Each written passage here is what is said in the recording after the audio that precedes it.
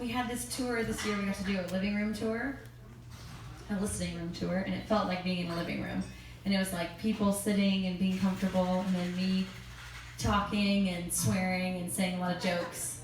And then you can just yell things at me, and it's all kind of like a give and take question type interactive experience. So you're about to embark on one of those kinds of nights. So we're kind of hanging and playing and talking. You can interrupt me. I may or may not recognize you as an interruption. And then we can continue until the end of this. And don't forget, there's cool fan party picture area. And you get cool posters that my friend Chelsea designed on the way out. Fucking cool, right? Yeah. So, okay, first things first, I want to tell you that basically, like, leading up to now has been a really cool time in my life. We went to the UK to watch Diane. Yeah, that's right.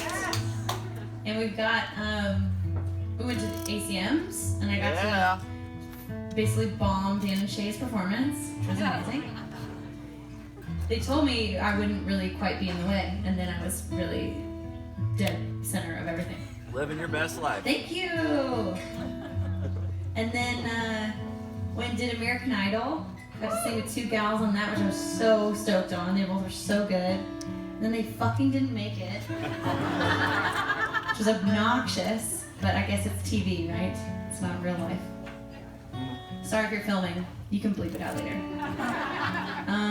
And from there we got to sing on James Corden, which was so cool. We did this performance where I forced him to play a Moog? Did you say Moog? I asked you to, and you said, yes, why not? Yeah. Which is great. My band is actually really good at playing music. We're gonna leave it at that. And then we started on our trek of a listening room tour, which was so amazing. So I'm gonna tell stories behind the songs. If you love a song, you can scream for it. You can ask me questions, whatever you want. This is full blown. This is for you guys, and I know you know this. But the whole point of like us getting to be up here and sing, like we literally stopped in the hall just to sing to ourselves. The whole reason that we get to do this is because you care and because it makes a difference for you, and we're in this together. So thank you. I'll say it the whole night, but just so you remember, thank you, thank you, thank you, thank you, thank you. Thank you. Okay. Yeah, I felt like it was a good church sermon right there with the whole pass around the hat, let's make a few bucks. I want to play you a song off the new album that's coming. Yes. Yes. I've been doing that nonstop. And this one, I basically, because of how successful Burning House was, I got to be in the room and write with and meet a lot of people that are very successful and have made a lot of money, and they still are just as anxious and unsure and insecure as the rest of us. And I was like, just, my mind was really blown, and I was kind of just like, fuck.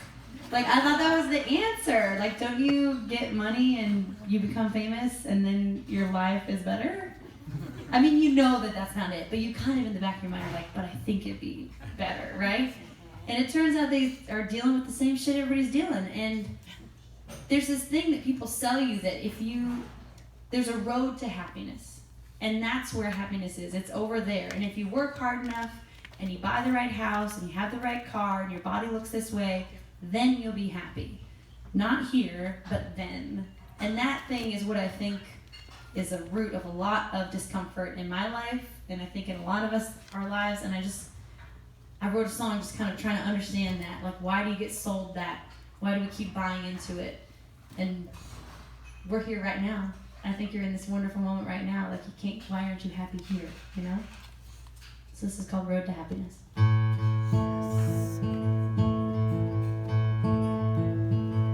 Be careful who you hang around. Beliefs are sticky things.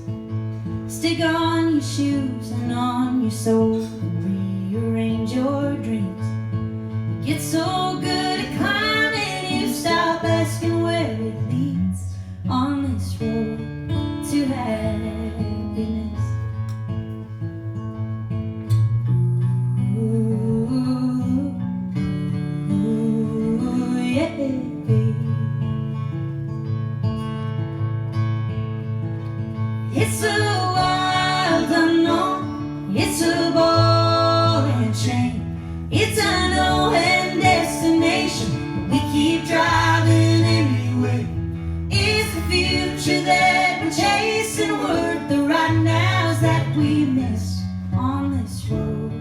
to happiness.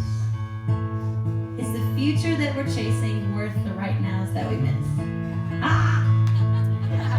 Just tickle myself. Taking time to ask myself just where I want to be. Does the flower growing in the ground worry just like me? Or does he love the sun so much that he don't mind the weeds on this road to happiness? It's a wild unknown, it's a boring chain, it's an old-end destination. We keep driving anyway. Here's the future that we're chasing, worth the right nows that we miss on this road to happiness. Ooh, yeah, baby.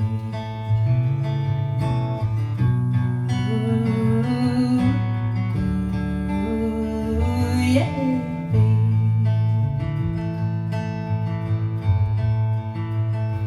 Be careful who you hang around. Beliefs are sticky things. It's a wild unknown, it's a boring train, it's an old-end destination. We keep driving anyway. Is the future that we're chasing worth the right nows that we miss on this road to happiness? On this road to happiness.